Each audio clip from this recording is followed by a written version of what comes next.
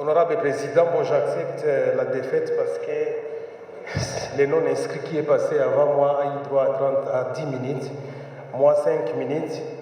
Bon, comme c'est un économiste, je l'accepte et puis avec... Mais Iracha, est-ce que vous savez que moi j'oublie rarement, vous avez déjà parlé au moins 5 fois ici. Oui, honorable. C'est la première fois que Matata parle, la première fois que Boris parle. J'attire compte. Et je vais vous connaître tous dans 3 mois. Vous avez déjà parlé 5 fois exactement. Continuez maintenant. Merci, Président.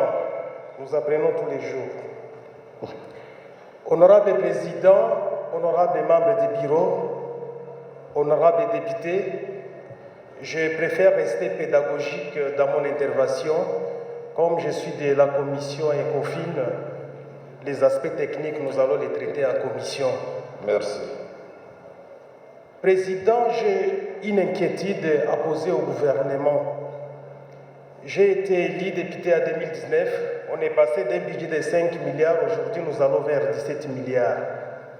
Mais quand vous voyez l'impact de ces budgets dans la société, Président, je voudrais quand même que le gouvernement se pose cette question. Où se passe tout cet investissement quand nous passons de 5 milliards jusqu'à 17 milliards aujourd'hui? Des dollars. Des dollars. Pourquoi je le dis? Est-ce que ces investissements sont allés droit dans le panier de la ménagère? Je ne pense pas. Est-ce que ces investissements sont allés dans des constructions de routes? Je ne pense pas. Est-ce que ces investissements sont allés droit dans d'autres investissements des secteurs primaires comme l'agriculture et l'élevage?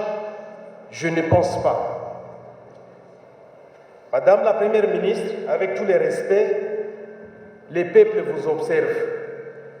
Et nous sommes confiants que vous allez faire la différence pour que cette fois-ci, qu'on sente quand même les retombées de ce budget de 17 milliards. Je voudrais quand même dire quelque chose par rapport aux recettes. Je suis de la province de l'Ituri.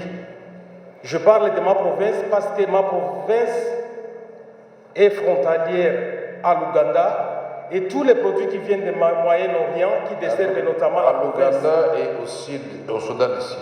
Et Soudan du Sud, merci pour le complément, Président. Tous les produits qui viennent importer constituent de grosses recettes pour les trésors publics. Exactement. Et nous desservons la province de l'Ituri, une partie de Nord Kivu, une grande partie de Chopo, Haut-Tuélé et Bas-Tuélé parfois. Mais quand vous voyez dans notre rubrique recettes, vous trouverez que l'importation, les recettes liées à l'importation sont faibles.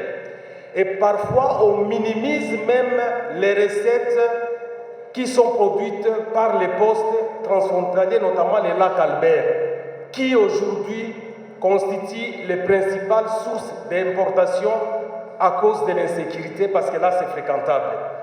Madame la Première ministre, il est important aujourd'hui que le gouvernement, évidemment, j'ai commencé une approche, j'ai sollicité déjà des travaux avec les ministres des Finances, qu'on voit exactement combien produit la province de l'Ituri, parce que moi-même, pendant les vacances parlementaires, j'ai compté le nombre de camions qui importent les carburants.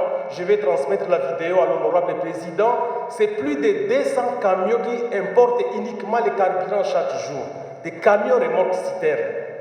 Et quand vous voyez les recettes qui sont déclarées au trésor public, c'est extrêmement faible, ça n'atteint même pas les 10%. C'est un problème que nous devons vraiment suivre. Et avec l'exécution financière, heureusement le président de l'Assemblée est revenu plusieurs fois sur ça, nous allons suivre les taux d'exécution financière et moi je serai rigoureux pour suivre toutes ces recettes qui viennent, en fait qui disparaissent et on ne comprend pas pourquoi ces recettes ne figurent pas. Parce qu'ici, on nous dit nous contribuons à 2,5%, 2,54%. C'est extrêmement peu. Madame la Première ministre, j'ai parcouru un peu les recettes par rapport à l'aviation, ou du moins les transports. Si nous faisons les calculs De tous les avions étrangers aujourd'hui qui opèrent en RDC, j'ai pris seulement l'exemple de 5 compagnies. J'ai laissé les autres. J'ai laissé les transports internes. Nous avons des manques à gagner qui atteignent des milliards de dollars pour 5 ans. Alors la question qu'on se pose, pourquoi nous, en tant qu'État congolais, nous minimisons la relance de nos compagnies d'aviation qui devrait être une source de production non négligeable pour l'État congolais. En plus de cela, nous avons aujourd'hui Transco qui est inféodé à l'ONATRA. Je ne sais pas faire la